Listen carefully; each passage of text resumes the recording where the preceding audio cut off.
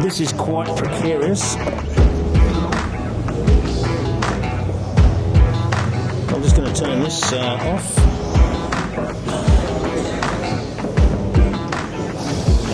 Righto. Yeah, I'm going to pass the mic. If you're wondering why we're double mic'd, our media, what are we going to call him? Media man is Owen. He's got some technology. Where is Owen? Owen. He's part of the team, so we'll highlight a few people that are part of the School of Rocks team, and it'll all make sense as we go on. So thank you very much. So thank you very much for coming. I don't actually know exactly what this is all about, but we're going to just go and shoot from the hip. It's about a couple of things which will all meld, and I think we'll go around in a few really cool circles, which is pretty much what we do out there in the bush.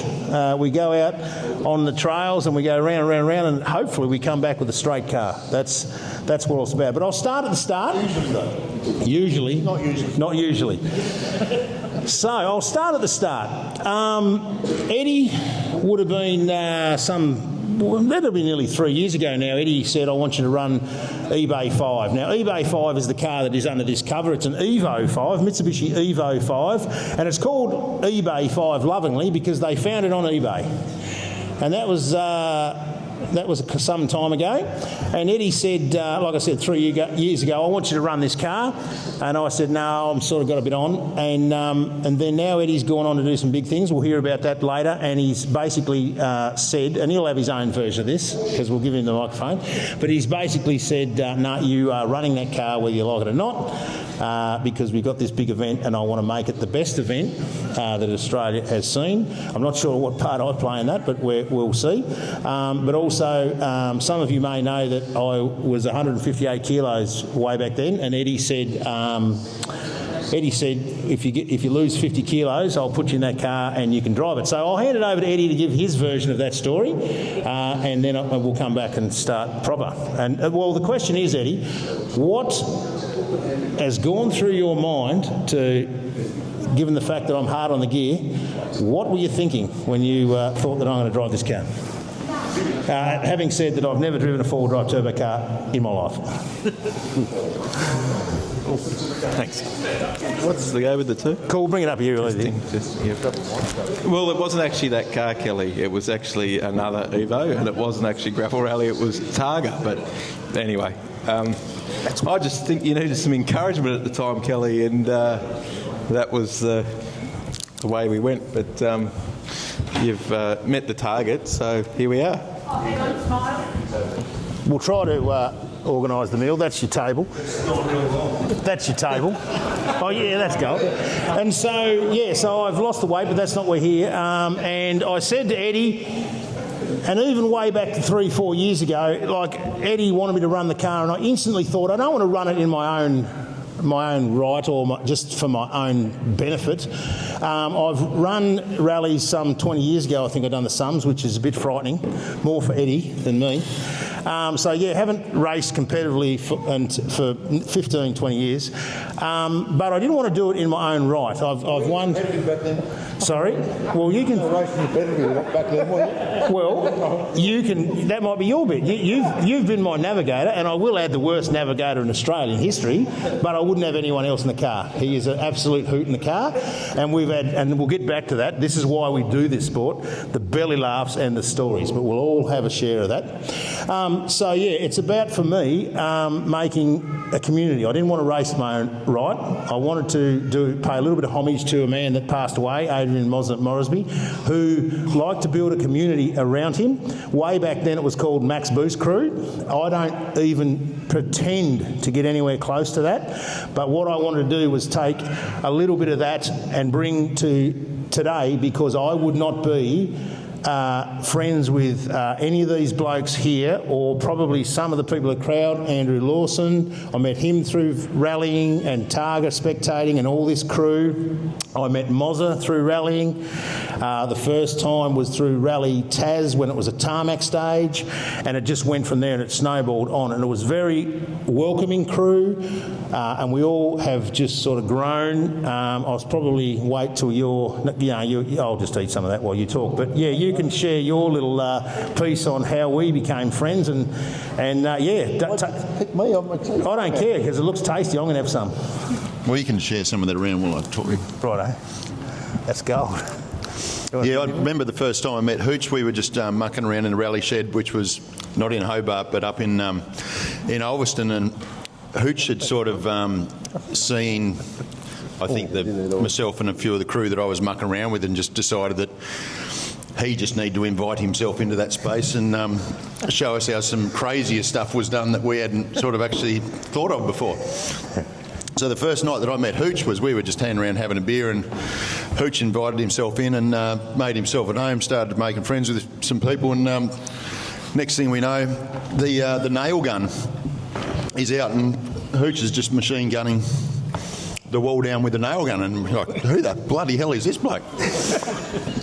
And one thing I have come to got used to real quick was, if some crazy stuff was going down and there was half a plan of some crazy stuff, then it was going to be like a factor of 10 was going to be applied to it because Hooch was going to get involved.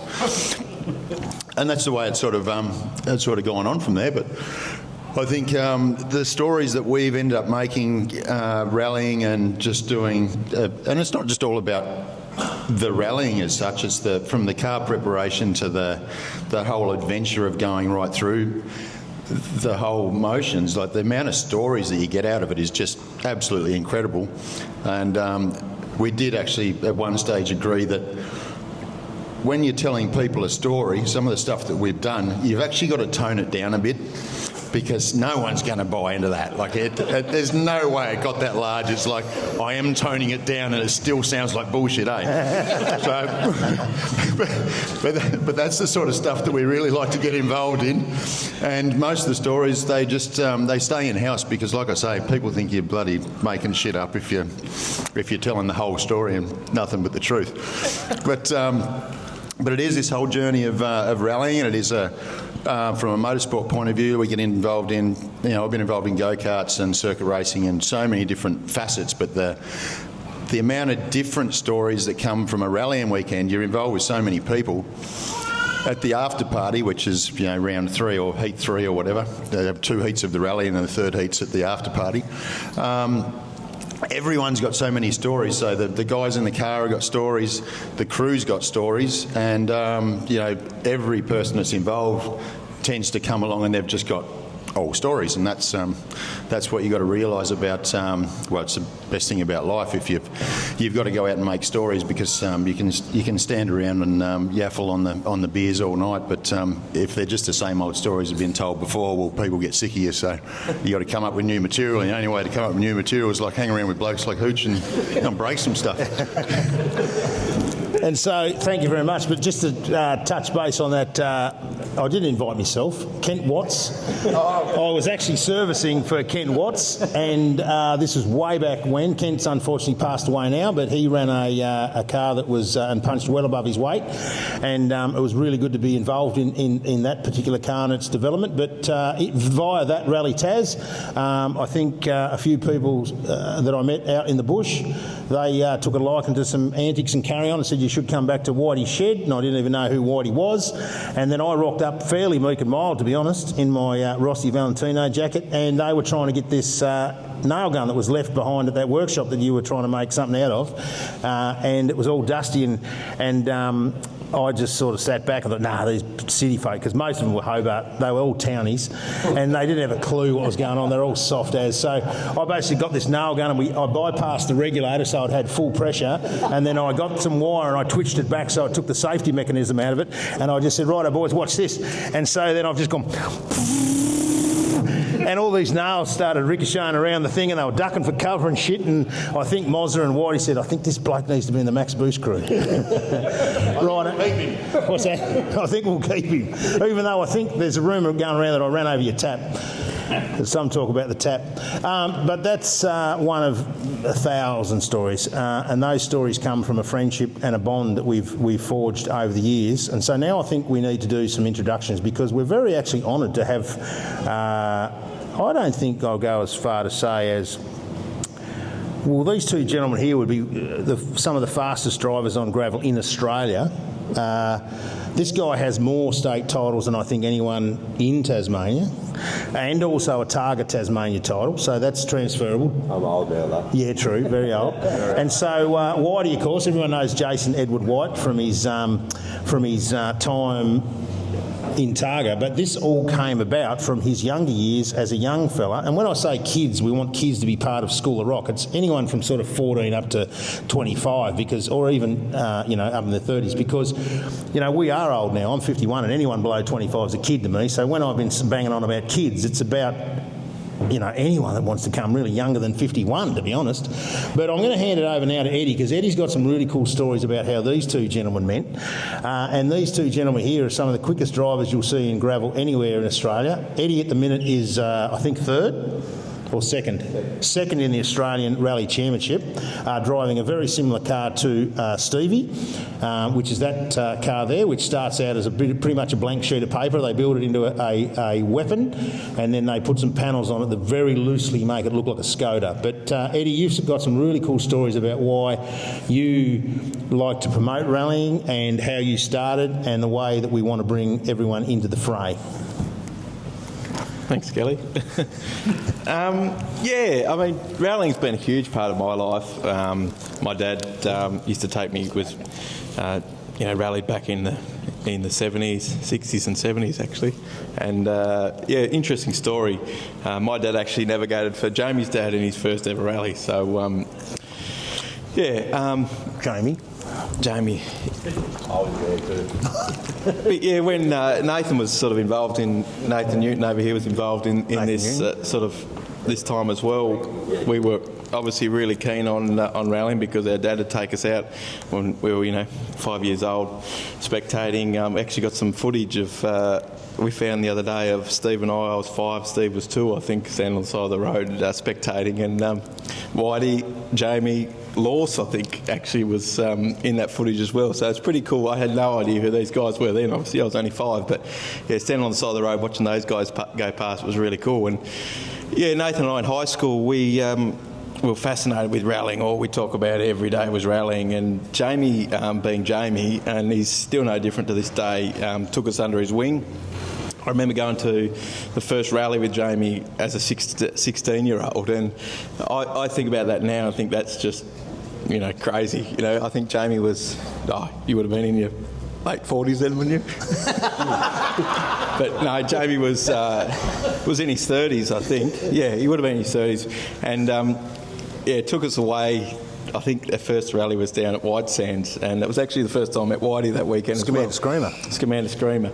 And I think Whitey's got a story for that later on as well. But Jamie would take us under his wing because we were so obsessed with rallying, and we wouldn't have had the experience and be where we are in motorsport now without Jamie doing that. So I guess what Hooch is doing here with getting people involved is to get people involved in that sort of experience, and because it's the best thing that's ever happened in my life is being involved in this awesome sport. So yeah. Cool beans. Now, Jamie, you're going to have a bit of a different version of that, maybe, I don't know. But I'm not sure how you've become the elder statesman of this crew. How old are you? Yeah, 40. 40? Hang on. A bit over 50. Bit over 50. Oh, yeah, I think we're matching each other for the grey at the minute. But, let's have a little bit of your version and like how you met Whitey and some of the battles you had when you had the RX2. This was rear-wheel drive days, and I think Whitey was in the car that we lovingly call the Mazda 323, but because Whitey used to drive it pretty hard, we called it I didn't, I've only heard the stories, the Mazda Tree to Tree. And thank you very much, Marcia. A round of applause for Marcia. She's bringing around the the food. Thank you very much, Marcia. I might be old, but I'm not as old as Andrew Lawson. Hold it up to your hoo-ha. No, this one, right up to your mouth. That way. No, that one right up to your mouth. Why do we have two? Yeah, good thing you got a navigator, because Jesus Christ. Too old for tech. Just speak right into it. Put your lips I've on been it. sort of rallying for probably 30 years. I'm mid-50s now. But I did start motorsport in go-karts with Jason a long time ago. Plenty of good fun. That was probably for 20 years we raced that. I chased him around most of the time. Every now and then he'd let me win. Then we progressed. And then we progressed to rallying 1600s, RX2s, which my RX2 was one that Jason originally had. And rallied. He went to four drives and I went to RX4s, RX5s. And then we progressed into four drives, and I think that's where Eddie come along, Eddie and Nathan. That first rally that we picked him up at on the way to the East Coast. I think I taught him about rallying, and I probably taught him how to drink. I reckon when we got to Denver, Nathan was ready to just spew up, and we only left Silver Creek. The poor blokes have been on the roundabout for probably 3 hours waiting for me to turn up because I was probably a bit late. And they drunk their carton of Jim Beam cans. And then I did a bit of tarmac rallying. And it doesn't matter what rallying you do, whether it's tarmac or gravel, there's always plenty of stories. Good family, all good people to be involved in. And Hooch is a bit like Baldrick of the sport. If you ever need anything done, you just got a point and he's already got it done. Hang on a minute. So it's good to have you. I'm going to address that because Baldrick has actually destroyed most Datsun, what were they, 1600s. He's responsible for destroying Tasmania's entire supply of 1600s, Australia's supply of 1600s, overdrives his head off and crashes like a biatch. So, yeah, you need to pick someone else. I like your sentiment, but I don't drive like him, do I? Or maybe Whitey might answer that later. We'll just wait till after this rally and see how that thing over there finishes up. It's already missing the rear bumper bar, Hooch. What's the go there, mate? I did hear there's a Subaru bumper bar going on there. No, we'll hear more about that a little bit later on. So now we're going to change pace and we're going to hear a little bit about the event in November. Now, Eddie is a big part of what's going on, but also Nathan Newton. Now, within rallying, it's like anything, like a football club, there's a community around it and there's helpers. So we're also having a call out for helpers to do road closures. Road closures are the best way to watch a rally. You have a fire pot, hence why we've got some fire pots here. You get some really good spots. You've got them on your own. You don't have to deal with anyone. You're normally placed in the bush in a really good spectating spot, and it's good fun. And so we're also on the lookout for people that want to do road closures under the school of Rock and Eddie Maguire Motorsport banner. But yeah, so we want to hear a little bit about the event right now, which is being held. It's an ARC round, which is an Australian Rally Championship round held in Burnie. It's on November the 22nd, 23rd and 24th. Nathan is a competitor and long-time friend, and he knows a lot about the event. So let's just hear a basic spiel on the event for those who are interested. It was a great pass. Thanks very much, Hooch.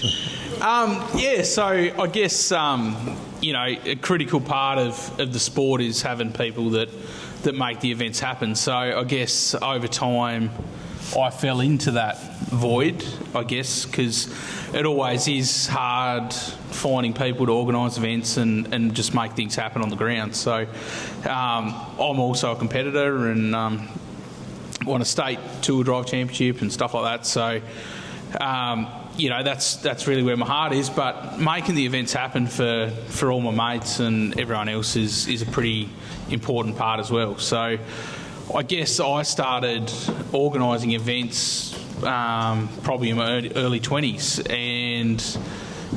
You're only 21 now, are you? Yeah, I'm only 21 now, so that was a year ago.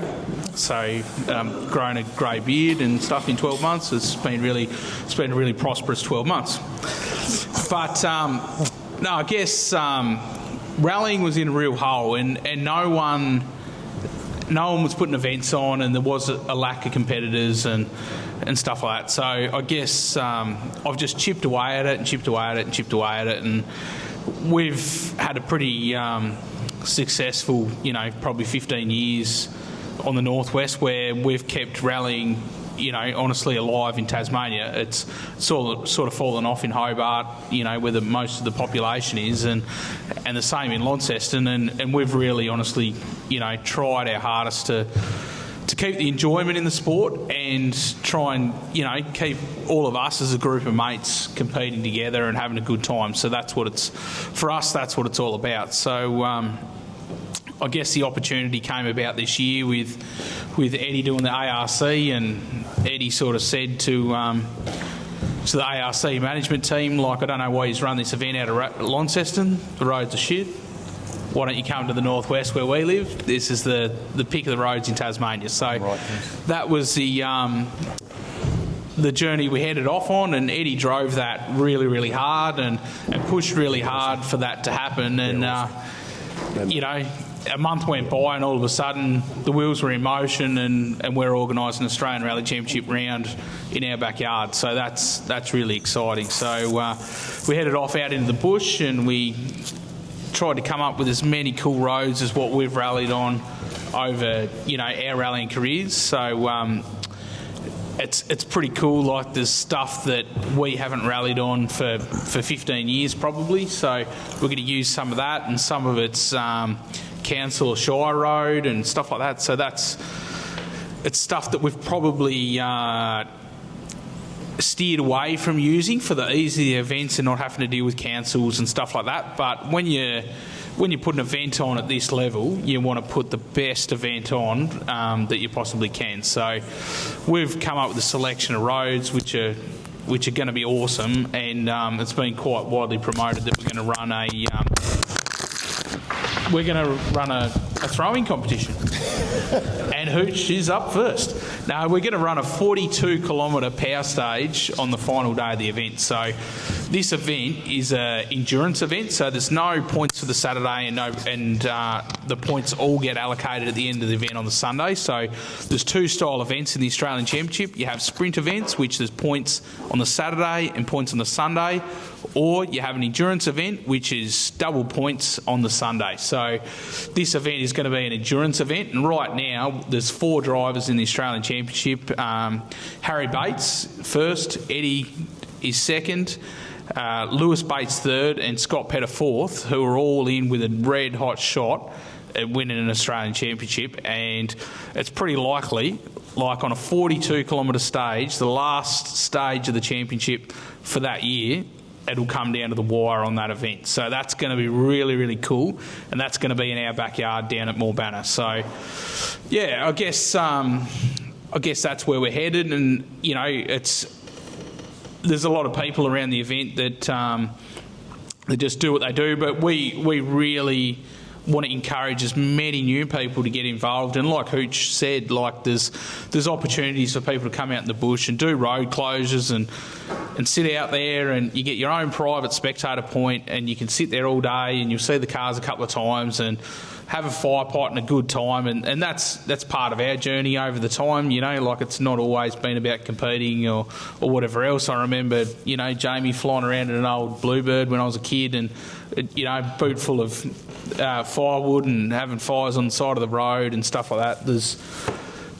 It's a really good time, and it's always spectacular. You can end up anywhere, and I guess we need people from road closures, which is the basis of the basic point of officiating to stage commanders for the event. So the call's out, I guess, to drag as many people in and get as many people out there in the bush to see what we do and to tell a story and have a good time.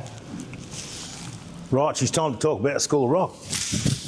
Yeah. I didn't mean to get guts out there. Yeah. I do apologise. So now we come to the crazy scene. The crazy scene is this man is getting me to drive that car, which is a turbo 2-litre. I don't even know, 2-litre turbo. Never driven one on the road. Never driven one on the gravel. Like I said, my claim to fame, if it is claim to fame, was driving a underpowered rear-wheel drive Lancer, which my brother left basically he went to the UK and left it in Dad's driveway, Mum and Dad's driveway, and so it had been there for 6 months, and I thought, well, I might as well just steal that. So I just started driving it, and it wasn't too bad a thing. And then I went to his wedding in the UK, didn't tell him anything, and I come back and we decided to do some come and tries. Now, lately they've been calling them come and dies, but they didn't call them come and dies when I was doing them. They called come and try rallies. So Byron Murphy, a dear mate of mine, he said, we're going to do these come and try rallies. So off we went, and that, like I said, met these guys, and it's all about the memories and also the stories, but it's also about the skills, and it's also about the people you meet and the networks you make and the conversations you have and the pathways into being your best self. And in that, I've learned skills that I've been using fixing plastic that Whitey taught me, not deliberately, just by hanging around him. Templates, measuring 3 times. Dad, of course, would drill that in me as a young kid, measure 3 times, cut once. But I mean, just the things that I've picked up with Jason, and I'm going to get Craig Lotter up here, please. Craig Lotter, he's a young chap. Grab a chair and jump here in the middle, because I've got a little story about skills and about inclusion. Now, remember Luke? What's his last name? That guy that was going to be a Formula 1 engineer when he was 14 and everyone laughed at him except you and me. What's his name? Luke? Cool Hand Luke, that's what we remember. So Cool Hand Luke is a 14-year-old. He came out and boldly said he's going to be a Formula 1 technician. And some people laughed down their shirt sleeves, except this man, Jason White. So he got him into his workshop, and he was keen. He was keen, and I'll let you share some stories about him. But he was such a keen young man, and Whitey took him under his wing, and he got him to do jobs in my rally car back in the day, and I still claim fame because he went on and did great things. He was only 14 at the time. He had his plans all set out, and it was just helping along the way. He went to Europe. He did university. He went to Europe, and he made his dream. I'm not sure if he made his dream of actually working as a Formula 1 team. He did he? Righto, well, I'm going to let you take over and then tell me a bit about Luke, because he's absolutely cool. And so you have a short spiel on Luke, and we'll come back to my point. Sorry? Yeah, so young Luke, he just sort of wandered into the workshop, and he'd been told that he could, if he come and seen me, I had the best chance at showing him what he wanted to do for a living. And he didn't come across as an extremely talented kid. He was extremely keen, but he was a prime example of that thirst to want to succeed and just head off in that direction. And he wasn't a natural, but he proved that he could learn. But he ended up being a really good sort of little apprentice for a while. And he would ride his bike. He was that dedicated. He would ride his bike from one end of Hobart all the way down and all the way up into Glenorchy to come to work after school every day. And that was just his thing. Like he was not going to take no for an answer. He wanted to work in Formula 1. And he did go to Europe, and he did get a bit of an apprenticeship thing happening there. And then now he's still in the working in the engine department of I think it was at Mercedes. He went to university in Europe. Well, yeah, skip the details, but anyway, he got where he wanted to be, and I've spoken to him since for a long time. But he it was one of those stories of a kid that wanted to. He had no real background. His dad had a bit of an idea about cars and whatnot, but he just had that. That's where I want to go, and he just he applied himself, and that's where he went. So, and it is cool to be part of those sorts of stories along the way. The small things that you help out with kids and expose them to that help them get a bit of a leg up as well, and that's what most of us guys that are probably up here at the moment would probably be the sort of guys that will, because we're so appreciative of where we managed to get to, and it's all because we've been surrounded by the right people, or exposed to the right things, or just gone, I want to be able to run amok like that guy or whatever.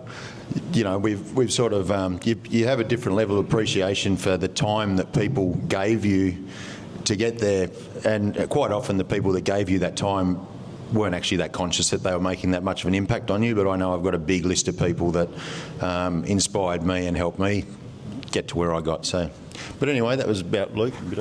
Yeah, and Luke was amazing. He went over and did university, and he was in somewhere in the UK, and with his boarding, it was a boarding thing, and he wasn't really meant to go anywhere too far outside the UK. But he was such a passionate, and in the UK, you can just get on a train and be 5 countries away. And there'd be a Formula 1 event or a WRC event, and he was always getting in trouble because he was sneaking and just getting his passport and going to these events and just trying to get back on money. He's a really cool character, and he's actually in Burnie now, lives in Burnie. And he works for Cat or Elphinstone or someone, yeah. But I always like to dine out on the fact that he made it to being a Formula 1 engineer, and he put the, you know those little... Whitey gave him a job after school one day, which was putting those little plastic P clips on my fuel lines in the LC Lancer, and like he put like 50 of them all, and like it was highly over-engineered. And I always think to myself, oh yeah, that was gold, because he went on to do big things. Now the skills, so a bit more of an add on the skills, because that's what this School of Rock. So if I go back to the School of Rock, some people out there like B Lowry's got a partner Prue, should it be his wife by now, B Lowry, I don't know whether you're aware of that. Been going out for a while, but B Lowry's partner Prue, she always says that I remind her of Jack Black and that movie School of Rock, and so I've sort of combined that idea of bringing kids, and like I say, anyone under 30, to the rallying and to what we're doing. We're giving kids a corner, so could you stand up please, Simon, and also Mitchell? Lydon and Lucas, and Nige, and Mason, and Ella and Harry.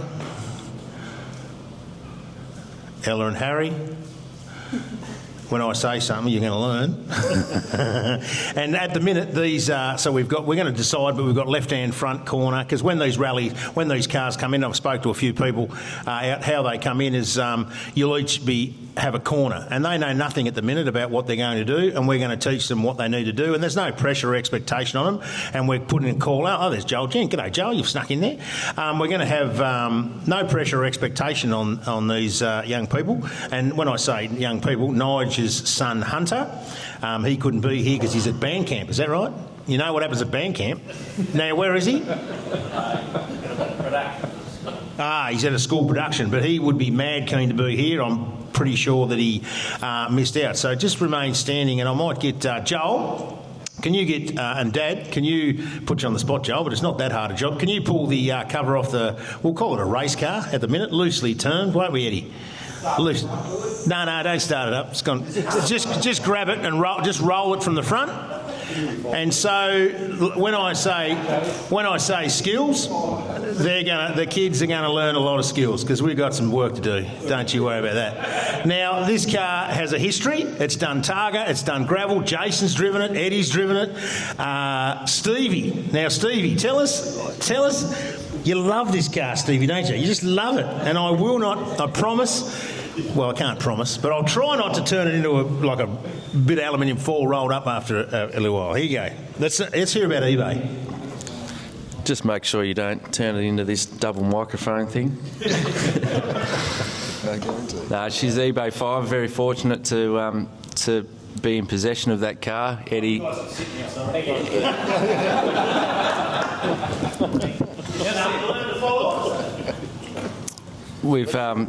We've had a lot of good times. Eddie had it and rallied it and wrecked it and done many good things in it. And then it was one day I just moved back from Western Australia actually, and I asked him if I could be his navigator in the Targa Helly Gorge. And the Targa Helly Gorge was offering up a free entry if you won your class to Targa Tasmania.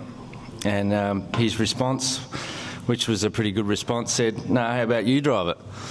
So we raised up a navigator. I hadn't done a motorsport event for a good probably 5 or 6 years, and I was working at Savage River at the time, so I made sure I was heading through the Helly Gorge every 4th day and got pretty used to the road. And we were successful. We won our free entry into Targa Tasmania in the eBay 5, 2015. Well, the Advocate got it wrong there once and put a good photo of me up in a yellow Tirana of old Batesy. So yeah, the eBay 5's been a fantastic car, and it's a pleasure to hand it over to Hooch as long as he looks after it, and he's doing a fantastic job to get it back up and how she was. Right, well, we haven't done yet, but we're working on it. Now, I'll tell another little bit of an interesting story. We picked it up, it's not finished yet, it's been down to Launceston to get the mechanicals all checked over, and so that part of it's been taken care of down there at Nunny's at Launceston, and one of the guys that he's got on his books and works for him as a bit of a contractor, I don't think he's full-time, but anyway, I think he's been fettling too many flash cars, because when I picked it up, he was like, oh, geez, I don't know whether I'd even be running it, and I'm like, not only are we going to run it, we're going to full send it. I'm sorry I'm sorry to say that, Eddie and Stephen, but we'll come to grips with it. We'll have a little test session. A fine vehicle, it's got everything there. Well, no, most of it's up in the church, but it's got a cage. It's got an engine that sort of likes to start. No, it doesn't. But we'll get the cold start organised. But. Mozzie used to say, and you'll get sick of me harking back to Mozzie, but he was a great man and he used to have a lot of great sayings, and some of them I helped him coin and some of he coined on his own right. And one of them he used to say, and I love it, he said, if you can't win the event, then win the crowd. And we won't win the event. We're going to have a lot of fun. We might have the most belly laughs, but we're certainly not out to win anything, but we're certainly out to win the crowd. So we are going to look after our team, and they're going to look really smart. Now, we've got Murray from Mavericks. Give us a wave, Murray. Everyone knows Murray because Murray is a huge community man. He's had that store since it was Vincent's, I believe. And also, it's not Lions, I get confused. Which one are you a member of? Apex. All about that. Why? Oh, Apex. Yeah, that's funny. Eddie's funny. Apexes. So he's a huge community man, and when I said that we're not out to win anything, but everyone, those people that stood up and the other people that are going to come to us, we want them to look good. So he's helping us. When I'm up here saying what they were looking for sponsors, we're not looking for sponsors to get the car mechanically sound or looking good. That's Eddie's sorting that out. I'm sorting the body out. Well, I'm trying to. It's a big contract, but we'll get there. What we're doing is we're looking for sponsorships because when we form the School of Rocks, we might want this to be ongoing. So the kids that come to the fray, well, I keep saying kids, but the young adults and kids that come to the fray, we want to build something that's ongoing, and the School of Rocks will be something in Moz's honour. And so we're going to get the kids some uniforms, and Murray's helping out so much with that. He's also got some people that he deals with helping out. We're going to reward the kids that concentrate and listen to, because we don't reward mediocrity, do we, Whitey? We do not reward mediocrity. But the kids will get little tools. They'll get something to take away from them. We've got all sorts of ancillary things. I don't want to appear to be a bleeding heart, but we've got accommodation and food and all sorts of stuff to do, because we want to do this a bit differently, and we want to do it in the spirit of Mozza, because Mozza said that life is only one lap, and make it a good one. So that's where we're sort of coming from. And now, Craig, I'm going to hark back to, we'll come back to the School of Rock later, but I want to change pace once again and come back to that ideology around skills and things, because I don't have too many skills. I've picked up smatterings. I did make a really nice wrench in your garage once, Lawson. Remember that? Have you still got that? That took me 4 hours. That's a beautiful thing. Yeah, that's a beautiful thing. And so Craig has got a bit of a story. Now, Craig and I, sometimes in the heat of the moment, we've been at loggerheads, but I rate this man highly. He's highly skilled. And he's got a story to tell, which is pretty cool too. So it's all heart and soul and part of what we're trying to do to create pathways, create contacts, networks. That means you can go on and be the best you can be. Oh, goodness. I'm not very good at talking, so bear with me. Speak the F words for a minute, you'll be right. Thank you. You do like it, I'm really good at talking. I'm not very good at speeches. They're very different. Okay. So I suppose where Hooch is going with this, and to touch on the principle behind the School of Rock, and very much what Whitey said there a minute ago about having a good community behind you, and like you mentioned, that you don't realise that you've had such an impact, or people have had such an impact on you, and vice versa, to get you where you need to be. He's one person that I need to thank in front of everybody. To, back when I was going through my apprenticeship, I never had any family in motorsport or anything like that, and it was all just driven through passion. I'm a sheet metal worker by trade, for the record of this, and you know, and I get going to work and I go home and thought, I want to build race cars. That's what I want to do for a living. So, you know, through a bunch of mutual friends, that there's quite a few of them sitting in this room today. You know, Whitey used to help me out a fair bit and give me some advice and lend me some equipment and bits and pieces, which would have meant nothing to him. I remember he used to charge me a 6-pack of beer. You go, what do you want for that? You go, just a 6-pack. Oh, that's cheap.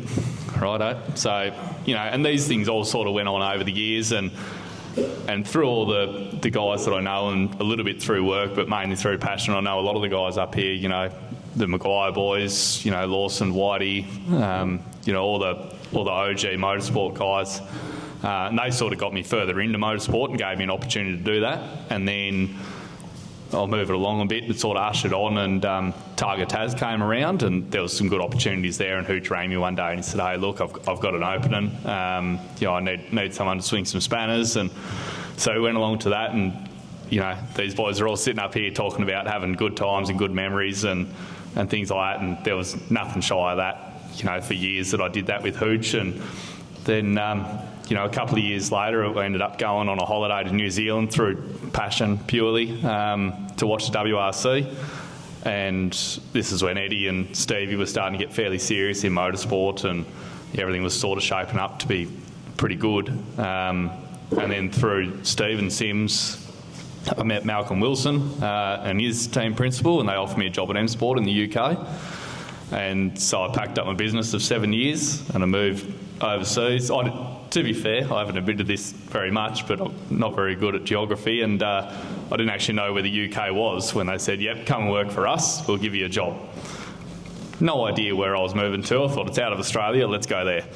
So we moved to the UK, and I think I was there for 9 or 10 months, best part of a season, and I think I spent 19 days inside the UK itself, which is technically where I moved to, and the rest of it, you know, I found myself in opportunity. I was on the test team for the WRC1. I was on reconnaissance. I was on the event, you know, and I went as their head fabricator. And otherwise, I'd be a mechanic on a right front corner. And just to sit back and think about the opportunity that grew from something so simple as, you know, being here on the northwest coast and surrounded by such good people, and you know, people that are so passionate about rallying, and coming to an event like tonight, you know, there's a lot of young people in the room, and hopefully, you know, a lot of you got sons and daughters that are interested in you know, even something so small as starting as, you know, as an official or a road closure or something can lead to, you know, like I say, travelling the world and having a good eye opener and bringing some really good opportunities. So it's really good to see everyone's coming here tonight and taking the best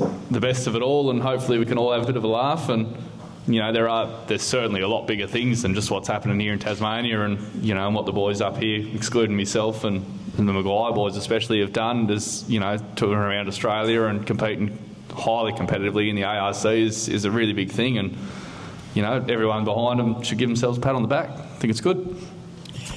And that's a really good segue to come back to Eddie, because I want to hear your passion, Eddie, because I've heard it before. Now, you are competing for an Australian title, and I want to hear what you think about the talent pool that you've seen, and I'm quite happy to talk yourself up. This is a moment, not everyone gets to talk themselves up, but to be fair, you are punching on for an Australian title, and it's a year that is very competitive. There's a lot of machinery out there. You are competing with I suppose, a Toyota itself, a brand, and you're doing it all on the northwest coast, so don't hold back in let us know what you're up to and how you're going about it. Thanks, H. Yeah, we're having a crack, but it all actually comes down to a lot of these people on this stage, and that's the thing about this local community in motorsport, and that's why Rally Tasmania has been a big push for me to get the event back here. I reckon Law's probably competed in the first Rally Tas in 1980. Would that be right? I think that was its first event. 79. But it's ran. This will be the 39th year of Rally Tasmania. Now, there was a huge gap, and Rally Tasmania sort of went by the wayside. It turned into a tarmac rally, but it started as a gravel rally, turned into a tarmac rally, which was Australia's most successful proper rally, tarmac rally. It hosted the ARC for a long time, and it went by the wayside. And I'll get back to where Hooch sort of started me from, but this community is such a motorsport / rally orientated community, and it's all thanks to some of these people on this stage. And I guess coming back to our own success is because of this community.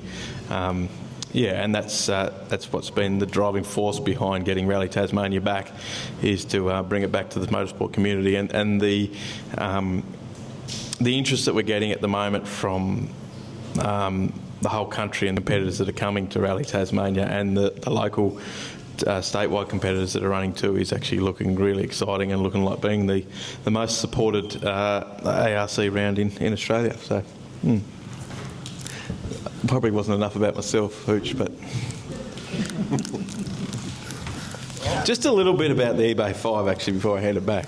So this car started out life, I'd had a few reds back when I used to drink red wine, and got on eBay one night and went buy it now. I think it was only $10,000, and woke up the next morning, and Whitey's been in this situation a lot. I think he bans himself now from eBay after a bottle of red, but bought this car, and then when it turned up, I thought, well, what am I going to do with this? I don't have a licence, because some of Sergeant Conroy's mates had taken it off me for a little bit there. But what am I going to do with this car? So I ran it over. Whitey was working out of Ulverston at the time, and I think we had 3 weeks until a rally. And I said, this thing will be right, won't it, Whitey? And it was a Jap import. And it had a cage in it, and nothing was compliant. We couldn't get the car logbooked or get it ready for the rally at all. So in a matter of, I think it was 2 weeks, we cut the cage out of it, did some all-nighters, built a new cage, only managed to get primer on the cage. We didn't actually get to paint it properly. And if you go and have a close look, it's still only got primer on the cage.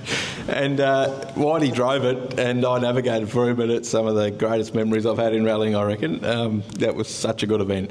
And we finished second outright against a hard-charging Graham... what's his name? Marcus Walkham. At the time, which was a pretty good achievement. He'd actually won the four-wheel drive Australian Rally Championship the year after, so he was going pretty well. So it was good fun. So there's another great memory of that car, and that's hopefully that car's going to make more good memories. And it's fair to point out that Eddie's as good at navigating as I am. Oh, okay. So the worst navigator in Australian history and the second worst navigator in Australian. Look, I wasn't going to go there, but I must explain that. So when you are new to gravel rallying, it's not a line of people that are putting their hand up to sit next to someone that they don't know how they can drive or how they go about things. That's quite you've got to be a bit of a nut job. Well, here's one of those nut jobs right there. Known as a driver, but also keen to help out. So he oh, look at it, dog's not happy. Dog's not happy. That's not a dog. That's the barking horse is not happy. And so, it was really good. And I mean, having and this is going to be a good segue, because having a navigator that can drive is worth its weight in gold. It's not so good when you go to so I done a couple of club rallies with a few different people, and then we did the ARC in a state level thing. So the ARC came to Hobart, and Whitey was my navigator, and we come from Tulips. Now, Tulips is in 10 Ks, you might only have 17 or 18 calls. They just put little maps, little drawings down called tulips, and you just call the bad bits. So you might be driving along, and Whitey will call a few bad bits, and then he'll have nothing for 5Ks, and he's got a really cool saying, 5Ks to play. So 5Ks to play, pretty much drive as you see it, and he tries to work out when the next triple caution or something really bad, like a bridge we don't want to go over, or be upside down. So that's pretty cruisy, and you drive on what you can see. Now, when you go to a pace-noted event, which is what the ARC will be, your navigator has every corner marked, and I will show. There's a book over the back that will show you that, and it gets hectic. And you go from driving on what you can see and backing your judgment, and sometimes for the worst part, your bravery and how big your testes are, to having every corner noted. Now, if you hold your hands apart, yep. So when you first start in a rally, mainly if you haven't been driving with each other, that's how far apart you are. You are navigator, driver. Now, if you just overlap a little bit, Just overlap your hands a little bit. Yep, look, not too much. So, this is the danger zone. You are driving on what you can see, but your navigator has started to make some sort of sense. This normally happens a little bit before lunch. Now, normally you wouldn't go any further with certain navigators. But we were having a good time, although we did have that thing where I outsmarted myself and the fuel. Remember, I got rid of all the breathers and the fuel tank just vacuumed, and we fixed that on the fly. But after lunch, he actually started making a lot of sense. And so just now, overlap your hands. So 2 stages after lunch, this is me and Whitey. We are one being. And he is calling notes, and I am believing him 100%, and I am not driving on what I can see. I'm driving probably 9/10, which is nowhere where I should be driving, and we can explain that later on, the 9/10 and the 10/10 and all the 7/10. We won't bore you with that up here. But about halfway through and it's my fault, I'll take it on the chin. I was driving on what he was telling me, and then I could tell we were in trouble when he started. His voice went up 2 octaves, and he went, left through, and it was very late. I'm in top gear, and which is not very quick in my little 1700cc Lancer, which is no turbos, no whatever. But we were operating. I'm in top gear, and he's just let out a squeal. Left through. Well, by the time I went to go back a gear and get on the brakes, we've gone through actually I got on the picks, and I thought, well, I'm not going through that culvert all the way on the front, so I just went back a gear and got upper.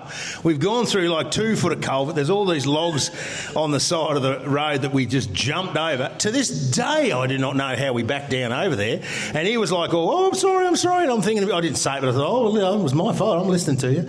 And off we went. I think we had 1 flat tyre or 2 flat tyres. But those 2 stages, when we were one being and we were driving, and you drivers will know through Targa and rallying and Lorse, that is memories you will take to the grave. It is absolutely fantastic. But I'm sorry, that was a bit of a segue. I'm coming back to you are going to battle on the November, so you have to wear this. So Eddie is going to war with the best of the best in Australia, and so even if you only want to come out and watch, and wish him good luck. But if you want to be part of the School of Rocks and you want to help us do something a little bit different, a little bit special, in our own right, but also in the honour of, like I said, Mozza, who always paid stuff forward. There's opportunity to get on board as a event partner. There's opportunity to get on board as get your hands dirty. I've been speaking to a young lad over here that wants to get into drifting, but we won't judge him, will we? We won't judge him. What's that? It's a judge sport, yeah. But he's showing a little bit of interest. It'd be absolutely fantastic if you wanted to come and join us. If you have, from what you've heard here tonight, if you have not, if you've got someone that you know that might be a good fit, or you want to have even more information, come and see us. We're going to be here for a little bit longer, because there's a $50 voucher that if you're the quickest on that stage, and I think Eli thinks he's going to be the gun. Are you about ready to go again, are you, Eli? Oh, OK, I'm winding up now, Tigers. So there's a $50 voucher the Fourth Pub has put up. And that's one thing. I've just put my hand in my pocket, and I've got another funny story, because we don't do this, and I will reiterate, we do not do this for the accolades, and we certainly don't do it for the trophies. See this here? That's what, $2.50 worth of medallion. Now, the cams, the Confederation... Actually, I'm going to finish up with you. Hang on, what am I doing? You haven't said a bloody word here, Chriso. So I'm going to hand it over to Chriso in a minute, but this is what you get from the Confederation of Australian Motorsport when you win a state title. Have a look at that. Sheep station. It is a Tasmanian state title. I can't even read it because give us a look. I reckon it was Yeah, you read it, and it's got the wrong navigator's name on it. It's got Baldrick's missus on it. That's embarrassing. She wasn't my navigator. It's P3, I think. P3 state champion. That's rubbish. That is not why we do this. It's all the reasons that you heard before. It's the stories, it's the skills, it's the lifelong enjoyment, and one of the reasons why this man is on stage. Not only has he driven up from Hobart. He's an ex-Queenslander. Again, we won't judge him. You're probably slightly above drifters, eh? And so he is the crew chief, because when I go to war, traditionally when I go to war, I got to do everything. Like this here tonight, well, actually, this was an idea, and I put it together with Mum and Dad. So thank you, Mum and Dad. Thank you, Mum and Dad. And, of course, Ed and Steve have bought out the really flash car.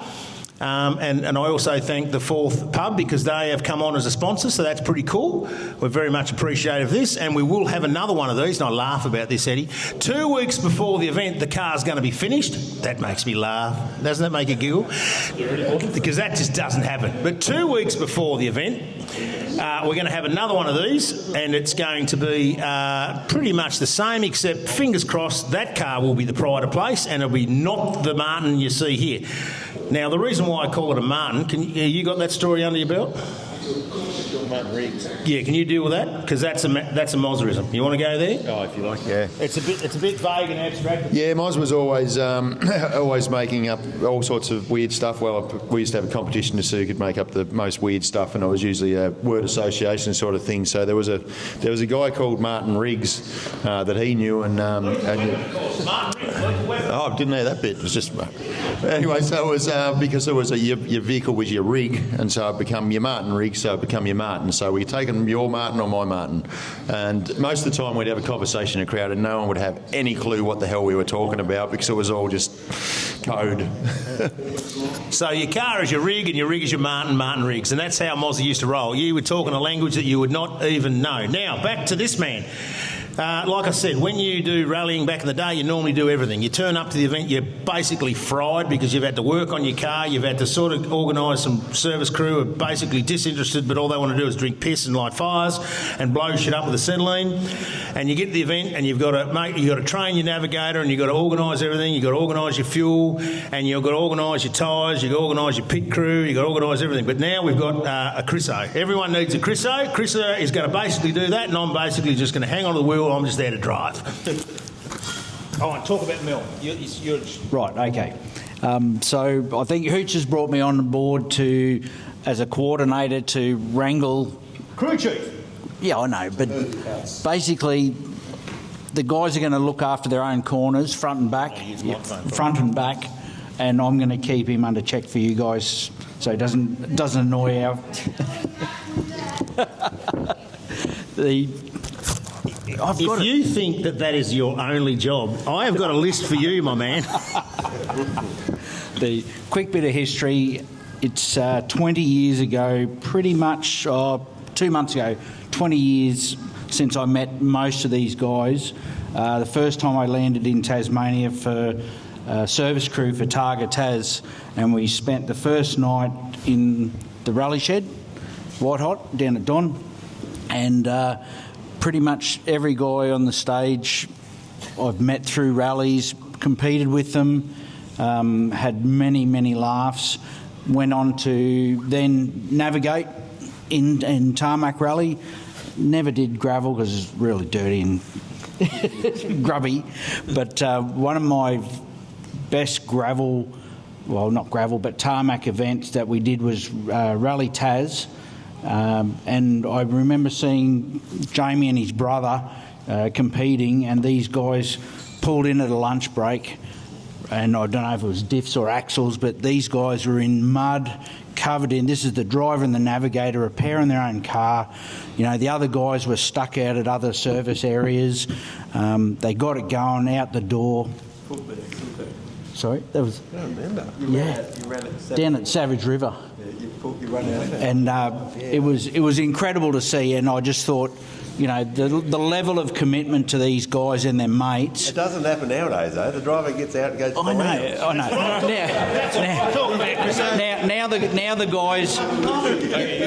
Now the guys walk out to their transporter into the air-conditioned lounge, put on a video, have a drink, and wait for the service crew, which is the rest of their mates, to fix the mistakes. And I reckon last weekend there was a fair few, because I reckon Stevie was a bit light on parts. But anyway, so what Hooch is doing here is incredible, honouring Moz, but giving a heap of guys and girls and kids, adults, the opportunity to be part of it. Home state rally is a huge thing. Like I'm now an actual Tasmanian, got my licence and everything, but to be part of this is incredible. Stevie and Eddie, really great mates. They've been able to really put forward and promote the sport along with the other guys, but they're really pushing to make this a really cool ARC event and backing Hooch to the hilt with the School of Rocks. The horse has got a bit... horse blown. Whoever had that palmy, it's gone. So also what we've done is we've actually found somebody to sit in the car and listen to, well, for Hooch to listen to and maybe learn a few things. So a really good friend of ours, Melinda Bergman, has put her hand up. She's an accomplished navigator and driver, driven turbo cars most of her life, competed at pretty much every level of motorsport in Australia. So yeah, I think she's very excited. It's a shame she couldn't be down here, but she's going to try and get down for the next one, I think, maybe. And yeah, I'm just looking forward to meeting all our crew, our helpers. If anybody needs anything and needs to ask questions, I'm always around. And it's just going to be a great fun event and make some of those stories and memories as part of the team of School of Rocks. Cool bananas. Yeah. And my goal is, one, to keep the car fairly straight, let's be serious, fairly straight, but also that Mel is talking to me at the end of the event. It'd be nice if we're still on speaking terms, to be honest. But just to pay a little bit more to Mel's skills, I thought when she, and this was poor from me, I thought when she was in Targa she was a navigator. But she's done as much driving as navigating, and she's done as much driving in these sorts of cars as anyone. And when I read a little spiel that she sent me, because I want to do a little Facebook post, I just read it and went, what the hell am I doing driving? Why aren't I navigating this puppy? And that's something that we want to bring along to this too. It's not this. It's a bit of a sausage fest up on here, but unfortunately Mel would be up here if she didn't live in Queensland, and that's what we're trying to do as well. It's not a boys-only, men-exclusive club. It has been traditionally, but we're not interested in that, and that's part of School of Rocks as well. That's why I've had the pressure on my daughters to get involved, but anyone that might know of someone that wants to get involved, it's about a connect, and I'll wind this up because it's been going a while now. It's about getting, like the government have put out this thing where they're going to ban kids of a certain age being on Facebook. Well, I'm afraid that's like pissing on a bonfire. The floods have opened and it's a full-blown mess out there at the minute. We want to create things where kids want to gravitate and come and have fun. This is it. I don't profess that the first time round we'll get it right. These things, I really appreciate you turning up. It's fantastic. But when we have the second one and the third one and the fourth one, which will be a little bit different, we might get a little bit looser, a little bit more out of control, and they'll be really entertaining, and we hope to fill this place. We might fill somewhere in Burnie, we might fill somewhere in Launceston, but this isn't just a one-off, and with support like I said, Murray, and also Hadley Deegan. There's a thing I sent Hadley Deegan, it'll be a month ago now, an eBay. I've sort of got this dream, a bit of an idea. I haven't really got any idea what it is, and here's some sort of an idea, and I made up a media release and I sent it to him, and he said, I'm on board, and so he's on board. He doesn't even know how yet. We're probably going to make that up as we go. Probably a good time to tell everybody who all the sponsors are. Well, we don't have all the sponsors, but we've got Soda LED Automotive, a very dear friend of Moz's, and also a supporter of the Hot Bite, which I do in Moz's sort of spirit. On each, we're having a bit of a rest because it's winter time and there's not much fishing. We've got, of course, Murray from Mavericks. We've got the Fourth Pub. Who else have we got? Soda, Fourth Pub, Mavericks. What's that? Oh, L&C, of course. L&C spray painters. So that's just, and it's not just cash. Just they're going to sandblast. They've got the big sandblaster unit over there at East Devonport. I've dropped 8 rims off. They're going to blast them in between jobs. It's a huge thing that they're doing. It's going to save a lot of time on my fingers because sand and bloody rims is hard on the fingers and the skin. And so they're going to just wash them over with a bit of sandblaster, and then I can prime them and make them white, and they'll look $1 million. And then I can spend 2 days destroying them, Ed. So thank you very much. Have I left anything unsaid? I think we're all pretty much covered off. We don't want anyone to walk away to think that they're not open to a conversation on being included. You have a bit of a walk around eBay 5, jump in it, have a play on it, jump in and get some photos of the other one, because we'd love to get some photos where you can hashtag some supporters. Spectator guides out, tickets and blah, blah, blah. And the Spectator sign link. Yep. Yeah, so I think today on ARC, Hooch will send out a link to everybody on their socials. The ARC Spectator Guide was released today, so it's got all the maps and where the stages are going. There's a link to sign up. Most of the spectator spots will require ticketing. It's free, but will require ticketing if you're not at a road closure and you just want to come and support the event. It is the Alpha Electrics and Water Rally Village at Aldina and the PWS special stage. So it's going to be an amazing thing to see, 42 Ks. Crazy. Cool thing. So I'm going to actually leave the last word to the quietly spoken and not normally very vocal, Stephen Maguire. Ladies and gentlemen, a round of applause for Steve Maguire. Thank you, Stephen. It's an honour you being in attendance.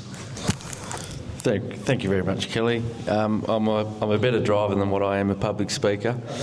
You're talking pretty good. Right, okay. A bit of chat to the peanut gallery. Yeah, a bit of chirp from the other side of the room.